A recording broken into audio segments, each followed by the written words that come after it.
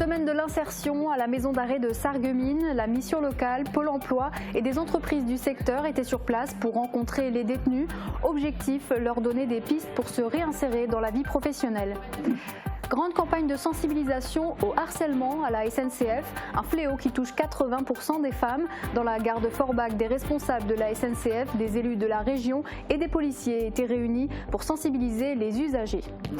Consultation citoyenne à la maison de quartier de la Cité de la Forêt à Sarreguemines, un quartier prioritaire dans la politique de la ville. Les habitants ont pu échanger avec les élus et la sous-préfète pour les projets à mettre en place à court et à long terme. À cette période de l'année, les fortes chaleurs favorisent le risque d'incendie. Le département est placé en alerte jaune par Météo France. Pour prévenir les feux de forêt, l'Office national des forêts surveille les étendues vertes en permanence. Premier marché nocturne de la même à Rohrbach-les-Beach. Le marché paysan de producteurs locaux a installé ses stands place de l'Europe.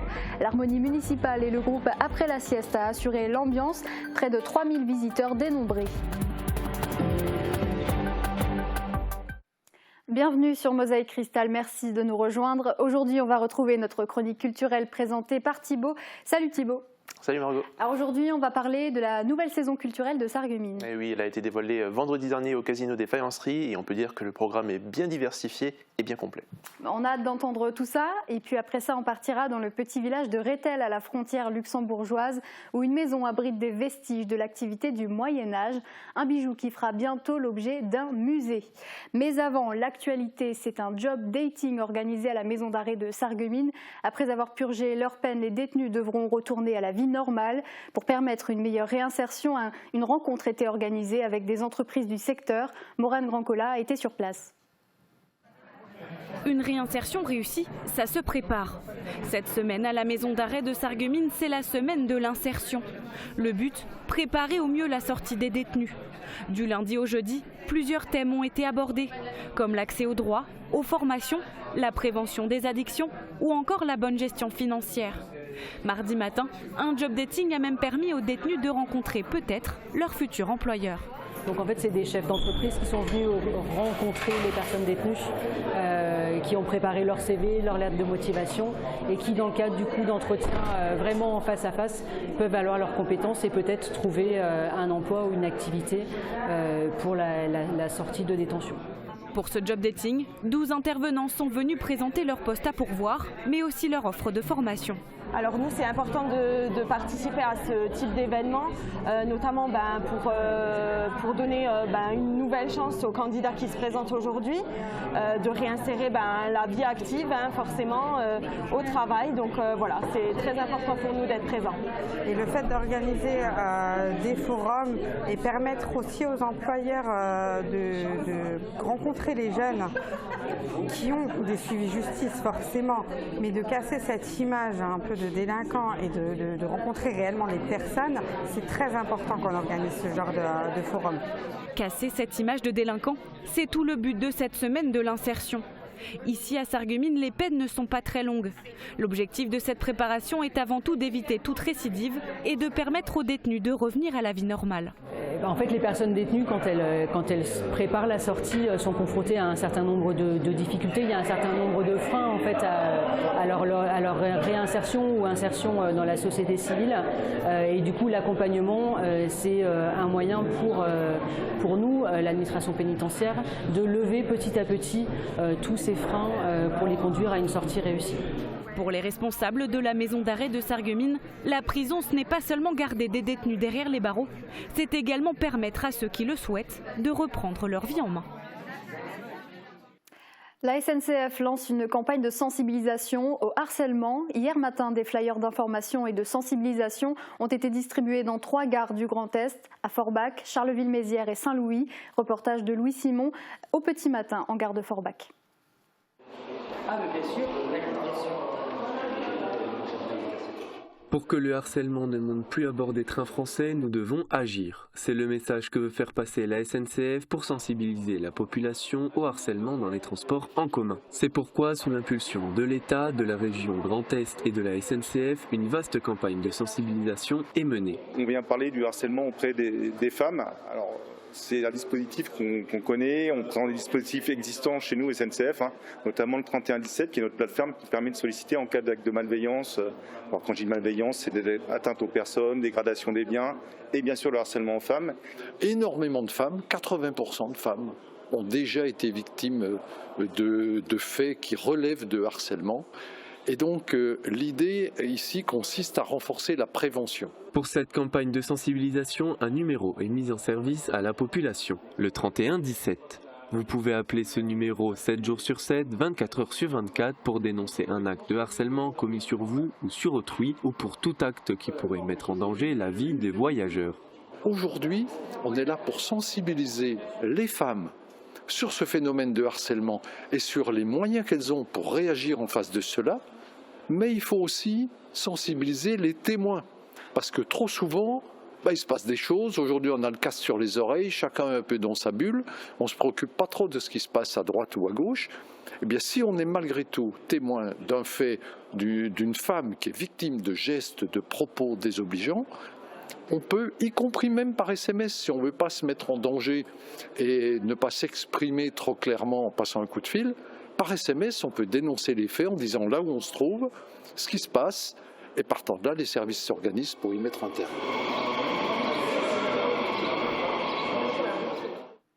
Élue et sous-préfète à l'écoute des habitants de la cité de la Forêt, une réunion de concertation a eu lieu dans ce quartier de Sarreguemines, communément appelé le secteur de la route de Nancy.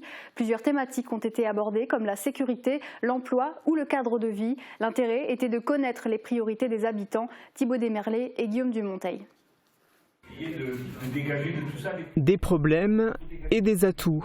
À Sarreguemines, la cité de la Forêt est un endroit particulièrement atypique, classé d'ailleurs en QPV, quartier prioritaire de la ville. Cela en raison d'un taux de pauvreté supérieur à celui que l'on peut observer en moyenne dans la commune. Dans le cadre du renouvellement du contrat de ville, une consultation citoyenne devait être organisée et elle s'est déroulée hier en présence de nombreux habitants. Ils ont pu échanger avec la représentante de l'État et différents élus et responsables municipaux et communautaires. Les discussions avaient pour thème la sécurité, le cadre de vie, l'emploi, la réussite éducative, le social et la cohésion sociale. Les habitants étaient invités à indiquer quelles sont leurs priorités. L'Aguram, l'agence d'urbanisme d'agglomération de Moselle, a profité de l'occasion pour présenter son étude de recomposition urbaine. Il a notamment été question des bâtiments situés au numéro 13 et 15 de la rue des Sapins. Un va être détruit et l'autre sera réhabilité pour accueillir des logements de type F2 et F3. A noter qu'une seconde réunion de consultation citoyenne est organisée ce mercredi soir à 17h30 pour les habitants de Beau-Soleil. Elle se déroulera dans la maison de quartier de cette autre partie de la ville classée en QPV, quartier prioritaire de la ville. Vieillir chez soi, à la maison, c'est souvent le souhait de chacun, mais avec l'âge, parfois la perte d'autonomie arrive. Pour aider ces personnes, l'association de santé, d'éducation et de prévention sur les territoires de Lorraine organise des ateliers. Hier, l'association a organisé une réunion d'information pour présenter et expliquer le principe de ces ateliers. C'est un reportage d'Emilia Zell. Alors, quelle est l'information que vous voulez faire passer à cette réunion ? Alors aujourd'hui, c'est une réunion d'information sur les ateliers Bien vieillir chez soi. Donc c'est organisé par la CET en partenariat avec la communauté de communes du Pays de Bitche et son contrat local de santé. Et l'idée, c'est d'informer sur le bien vieillir à domicile pour les plus de 55 ans, prendre conscience que son domicile vieillit avec le temps et avec nous et que des risques peuvent apparaître, tout simplement le risque de chute auquel on pense en premier, et qu'il faut donc y prêter attention et anticiper l'aménagement du domicile pour bien vieillir au quotidien.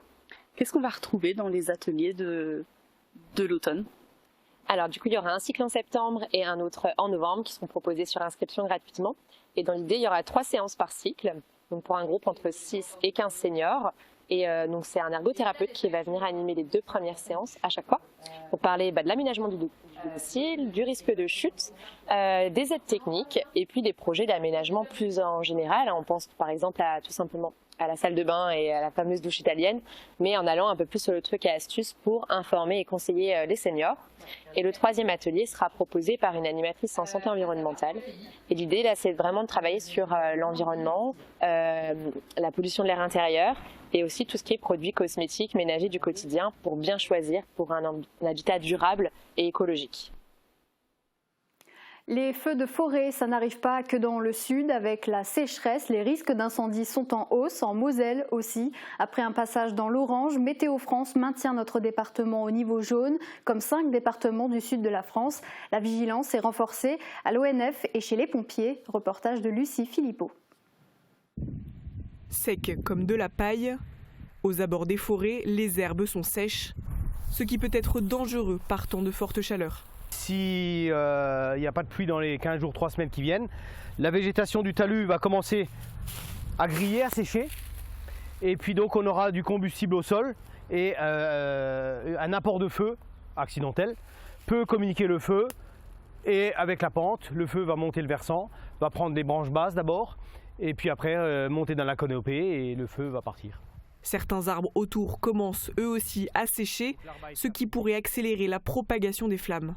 Le risque par communication d'un mégot ici ou d'une étincelle communiquerait le feu à un tas de branches très sèches. Et si le feu vient là-dedans, ça fait des vrais brasiers et ça communique aux arbres voisins, les épicéas, les sapins qui sont autour.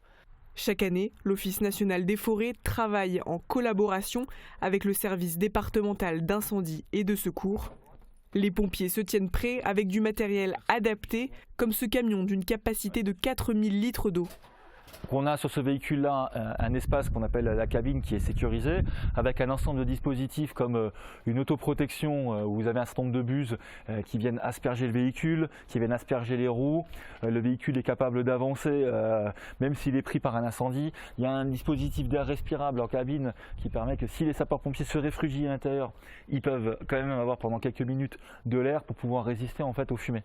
9 feux de forêt sur 10 seraient d'origine humaine. Ils peuvent se déclencher n'importe où, il est donc important de rester vigilant. Pas jeter son mégot par la fenêtre. Quand on fait un barbecue avec des amis, éviter de le faire en proximité des herbes sèches. Avoir à l'esprit que quand on utilise un outil générateur d'étincelles, vous voyez ce qu'on a à proximité, peut-être avoir un moyen de protection de type extincteur qui peuvent nous aider à éviter ou contenir en fait le départ de feu pour éviter un développement catastrophique. En Moselle, 800 sapeurs-pompiers sur les 5000 que compte le département sont formés aux feux de forêt. Dès ce week-end, des patrouilles de forestiers vont se mettre en place. Ils effectueront des rondes avec un véhicule armé de 600 litres d'eau. La Moselle est aussi placée en alerte sécheresse. Le préfet a annoncé des mesures restrictives comme l'interdiction d'arroser entre 8h et 20h ou de laver son véhicule en dehors d'une station de lavage. La liste complète est consultable sur le site internet de la préfecture. Samedi dernier, c'était le marché nocturne de l'AMEM, l'association mosellane d'économie montagnarde. Pour faire d'une pierre deux coups et pour célébrer la fête de la musique, plusieurs groupes animaient le marché. L'événement a rassemblé environ 3000 personnes. Un succès pour cette première à Rohrbach. Reportage d'Emilie Hazel. À 16h, le soleil tape fort et il fait encore très chaud quand le marché nocturne de l'AMEM commence. Samedi, il avait lieu pour la première fois à Rohrbach-les-Bitches et a rassemblé 25 stands estampillés qualité Moselle. Environ 3000 personnes sont passées par le marché paysan. Ils ont pu retrouver des produits classiques comme la charcuterie, le fromage, des pâtisseries, des fleurs, mais aussi du savon, des couteaux artisanaux ou des Dampfnudeln. Pour cette édition, les enfants ont pu jouer à des jeux de société et faire une petite promenade à dos d'âne. Pour les plus grands, Julie Müller-Wolb était là pour vendre ses romans et une diététicienne expliquait de manière ludique comment bien manger avec des produits locaux. L'harmonie municipale de Rohrbach et le duo Romance ont animé en musique l'après-midi. En soirée, le public a pu assister au concert du groupe Après la sieste. Et sur ce marché, nous avons rencontré une journaliste gastronomique devenue influenceuse. Emmanuelle Jarry parcourt la France à la recherche de petits producteurs et des meilleurs restaurants, des lieux qu'elle fait découvrir à ses fans à travers des vidéos sur les réseaux sociaux. Elle est l'animatrice de l'émission C'est meilleur quand c'est bon, créée en 2016 avec son caméraman et compagnon Mathieu Pansard. Elle était de passage dans le Pays de Bitche pendant 2 jours. Emilie Hazel l'a rencontrée. Qu'est-ce que vous avez fait dans le Pays de Bitche? Qu'est-ce que vous avez vu? Alors, je suis venue tourner une vidéo pour mon programme sur internet, C'est meilleur quand c'est bon. Et hier, on est allé au moulin Arnette pour voir la fabrication des pâtes. Je trouvais ça chouette de montrer qu'il y a encore des pâtes françaises, parce que je pense que quand on va au supermarché, il n'y a que des marques de pâtes italiennes industrielles, enfin beaucoup en tout cas, si on considère toute la France. Et là, il y avait des pâtes françaises, avec en plus la dame, elle cultive, c'est toute une famille, ils cultivent à la fois les céréales, ils transforment la farine et ils font les pâtes, donc on a toute la chaîne de production, c'était super. Ensuite, on est allé filmer un restaurant, la Table Paysanne, je suis incapable de prononcer le village où il se trouve, côté de Bolmunster, et voilà, on a filmé des flammes et puis un cordon bleu et tout ça, c'était délicieux. Et puis là, on est sur le marché de la Maine, et je voulais venir ici parce que j'aime les petits producteurs, j'aime l'économie, enfin les circuits courts, donc je trouvais ça bien de mettre ça en avant. Pourquoi être venu dans le pays de Beach? D'abord, j'aime l'Est de la France parce que je trouve que les traditions sont assez préservées du point de vue de la cuisine et des recettes, hein, pas que des produits mais des recettes, et effectivement là on a vu dans les restaurants des recettes comme les galettes de pommes de terre râpées et tout ça. J'aime bien aussi les tout petits territoires. On m'avait parlé du pays de Beach et donc je me suis dit bah ouais tiens c'est pas mal de venir filmer et vous voyez j'ai parlé à quelqu'un qui est né à Metz mais qui est parti il y a très longtemps et il connaissait pas le pays de Beach, donc je me dis il faut parler des petits territoires. Vous retenez quoi de votre séjour? Je retiens qu'on mange très bien, que les gens sont très souriants et qu'il y a encore plein de choses à découvrir. Voilà, c'était le mot de la fin.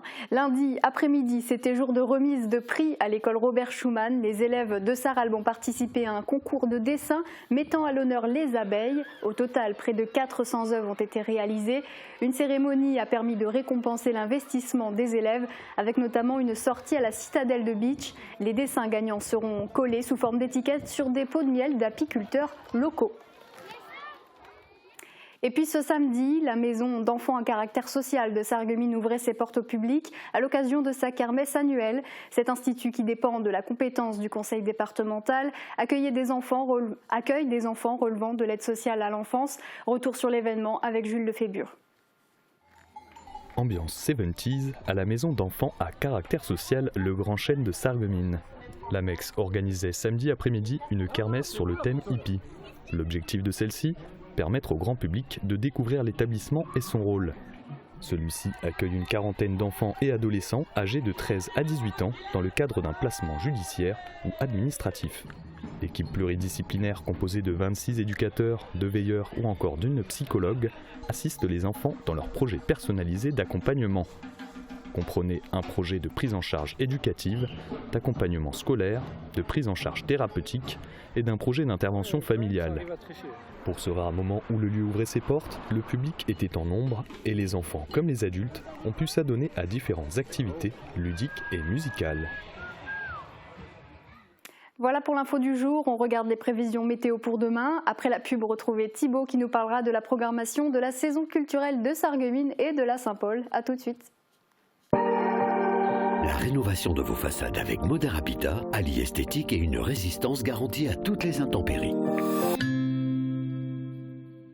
Retrouvez votre programme avec le Crédit Mutuel, partenaire des grands événements de votre région. Une banque qui appartient à ses clients, ça change tout. Bonjour tout le monde, depuis près de 2 mois, le Canada est frappé par de gigantesques incendies.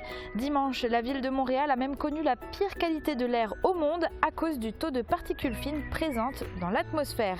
Depuis le début de l'année, on estime que plus de 71 000 km² de forêt sont partis en fumée au Canada. Pour vous donner un ordre d'idée, la superficie du Grand Est est de 57 433 km².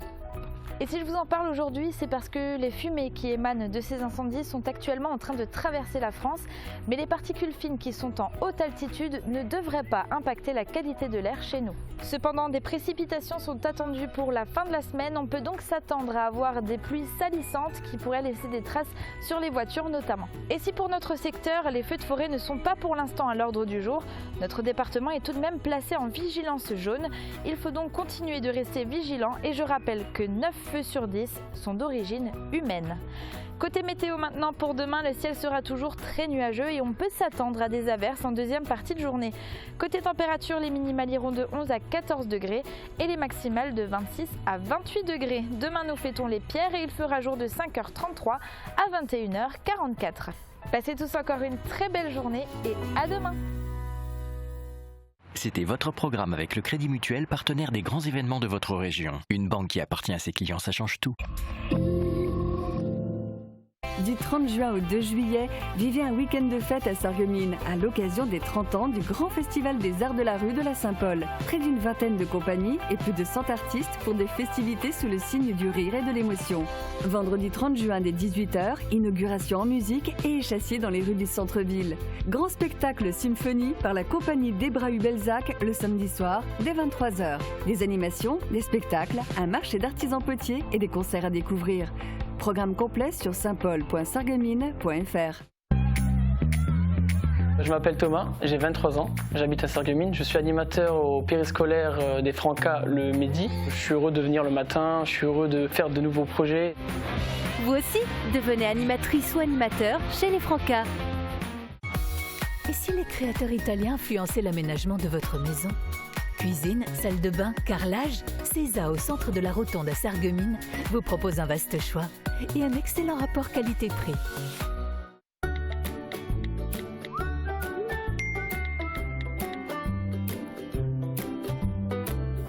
Effectivement, le tri que l'on fait chez soi est le même pour tous et partout sur le territoire de la communauté d'agglomération. Entreprises, magasins, associations, collectivités, écoles, tout le monde est concerné.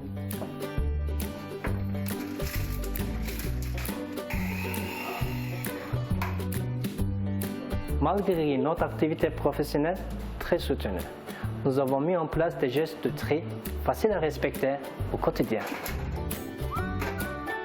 Tous les déchets, qu'ils soient produits par un professionnel ou par un particulier, suivent les mêmes filières de tri et de valorisation. Le tri évolue. Pourquoi pas nous ? Chez Cora Sarreguemines, le fait maison, c'est une institution. Tous les jours, votre hypermarché vous propose des produits préparés sur place par les différents employés. Au rayon fraîche découpe, vous trouverez des fruits et légumes frais, découpés et disponibles en libre service. À la boucherie, véritable rayon traditionnel de l'hypermarché, on attache une importance capitale à la proximité et la qualité de la viande. C'est 100% du label rouge, hein. Donc vous avez la volaille label rouge, le veau, le porc, le bœuf label rouge, donc en Limousin, et également une grosse gamme de fabrication maison. Le large choix de fabrication maison est à retrouver en rayon libre-service avec un bac dédié. Au comptoir, les équipes sont à disposition du client. Et si le produit n'est pas en rayon, il suffit de demander. 30 minutes au four, 180 degrés, une petite cuisse de poulet farci, fait sous vos yeux en quelques minutes. Tout est fait sur place, donc par nos petites mains. Donc c'est issu de viande française, 100% française, donc que ce soit le bœuf, le veau, le porc, la volaille, donc tout est fait ici. Quand vous prenez par exemple une cuisse de poulet qui est marinée en libre service, à savoir que c'est nous qui l'avons préparée, donc qui l'avons emballée, qui l'avons marinée et qui la mettons en vente. La nouveauté des derniers mois, c'est le stand de sushi et de préparation asiatique. Avec pour concept l'Asian Street Food, la clientèle peut découvrir la cuisine et les plats culinaires d'Asie, préparés sous vos yeux, conditionnés et vendus en barquette. On va vous faire découvrir tout ce qui est plat chaud en fait, et tout ce qui est sushi, tout simplement toute la gamme de sushi. Et c'est de l'ultra frais fait sur place par nos chefs. Chez Cora, le fait maison, ce sont des plats et produits ultra frais, préparés sur place pour vous, par des équipes dédiées, avec pour mission de ravir vos papilles.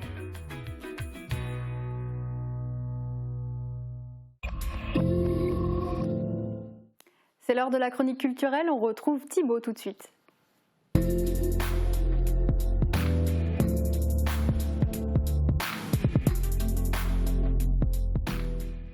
Alors Thibaut, qu'est-ce qu'on va pouvoir bien faire ce week-end sur le secteur ? Alors la plus évidente, la sortie la plus évidente, c'est la Saint-Paul, vendredi 30 juin à 17h45. Ce sera la soirée de lancement de la 30e édition, avec le départ à partir de l'hôtel de ville de la fanfare et du défilé dans les rues, suivi du discours inaugural place du marché. Samedi, les festivités seront de 14h jusqu'à minuit et dimanche de 11h jusqu'à 21h. On en parlera un peu plus en détail à la fin de la chronique. On continue à Bitche avec une nouvelle exposition à la galerie Beach and Art. Elle sera consacrée à l'artiste peintre et céramiste Pierre Landman, issu de l'école des arts décoratifs de Strasbourg. L'expo commencera ce samedi 1er juillet jusqu'au 2 septembre. L'entrée est libre aux horaires de la galerie. On reste dans le pays de Bitche, mais cette fois-ci à Meisenthal. Samedi à partir de 15 h aura lieu le vernissage en présence de l'artiste de l'exposition, du tas à l'effondrement, du sculpteur Bernard Vernet. L'expo durera ensuite du dimanche 2 juillet jusqu'au dimanche 17 septembre. Ces œuvres seront à découvrir dans toute la halle verrière. Samedi soir, au Clos des Arts à Diblin aura lieu à 20 h le Deep Rock and Blues Festival avec les groupes Vanilla Sky, Z Mitchell et Empty Rooms. L'ouverture des portes est à 18 h 30, les préventes des billets sont à 20 € et sur place le soir les tickets seront à 25 €. Toujours le samedi, beaucoup de choses à faire décidément le samedi. Au tennis de Ligue Saint-Les-Roulins aura lieu le Summer Live Partie 3 avec une programmation rock.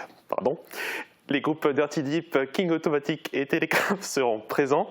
Ce sera 18 h 30, événement organisé par l'équipe de l'Ixen Entrée libre. Moselle Sport Nature revient à Groß-Bietersdorf le dimanche 2 juillet avec des animations sportives et culturelles au club de canoë-kayak. Ce sera de 10 h à 18 h, ouvert au tout public. Aussi ceux en situation de handicap, ce sera gratuit et sans inscription. Vous pourrez participer à des initiations dans plusieurs activités sportives. Et on termine avec du théâtre de rue à la caserne de pompiers de Bitche à 21 h dimanche. C'est l'ouverture de la programmation Il était une fois. L'entrée sera gratuite et ce sera pour tout public aussi. C'est la 18e édition de ce festival qui se déroulera chaque dimanche jusqu'au 30 juillet. Ce sera donc le spectacle Anime Anniversaire de la compagnie du 2e. L'ouverture des portes de la caserne de pompiers sera à 19 h. Merci beaucoup Thibaut. T'en prie. D'une certaine façon, tu vas rester dans les idées de sortie puisque maintenant on va parler de la saison culturelle de Sarreguemines. Oui, et le programme a été dévoilé vendredi soir dernier à l'auditorium Crémer du Casino des Faïenceries. Tout un enchaînement de spectacles et de représentations en tout genre est prévu pour la saison prochaine. La volonté de la ville est d'en faire profiter un maximum de personnes de tout âge. Je pense une recherche de variété, de vouloir donner du plaisir à chacun, à chacune, de venir dans nos salles et de proposer des choses très variées dans le style, dans les genres aussi, puisqu'il y a du cirque, il y a de la musique, il y a du théâtre, il y a de la danse. Donc ça c'est vraiment quelque chose, c'est notre objectif. Et parmi les 19 dates proposées pour cette saison culturelle, il y aura donc, comme l'a dit l'adjointe, du théâtre, de la musique, avec du classique, du jazz, de la pop, de l'humour, de la danse, du cirque aussi notamment. Et aussi, j'imagine, quelques têtes d'affiche ? Oui, alors du côté de la musique, il y aura notamment Christophe Willem ou encore Electro Deluxe. Et si on va dans le comique, il y aura notamment Florent Père ou encore Antonin de Reine d'Agé. Une belle programmation et il me semble que la ville voulait attirer plus le jeune public cette année. Et oui, et pour les attirer, ils ont mis en place des nouveautés dans la grille tarifaire. Pour les moins de 18 ans, un tarif unique de 10 € par spectacle est proposé. Il y aura également un abonnement étudiant jusqu'à 25 ans. 30 € l'abonnement et il peut choisir entre 3 représentations différentes dans la programmation, n'importe lequel, sachant que les tarifs pour les spectacles varient entre 5 et 40 €, donc ça peut être très positif pour le jeune en question. Et ces tarifs attirent du monde. L'année dernière, plus de familles sont venues profiter des offres pour les jeunes. Donc, beaucoup encore de choses mises en place par la ville pour la culture qui a une place très importante toujours. Oui, et d'ailleurs, une des idées dans les cartons pour les anciennes faïenceries serait la construction d'une plus grande salle de spectacle. Mais cela reste encore à l'étude, rien n'a encore été décidé. La municipalité veut rendre accessible la culture au plus grand nombre. Je vous laisse écouter à nouveau Christine Marchal, l'adjointe à la culture. Si on réfléchit, on a une place importante à la culture, déjà par l'histoire autour de la faïence. Donc on se rend compte que les bâtiments culturels sont liés. On a une saison très riche, on a des festivals. Donc oui, je pense que la culture a une place importante. Si elle a encore plus de place à Sarreguemines, j'en serais très heureuse, mais je trouve qu'on propose déjà beaucoup de choses. On a de l'enseignement artistique. Est-ce qu'on peut déjà acheter ces places ?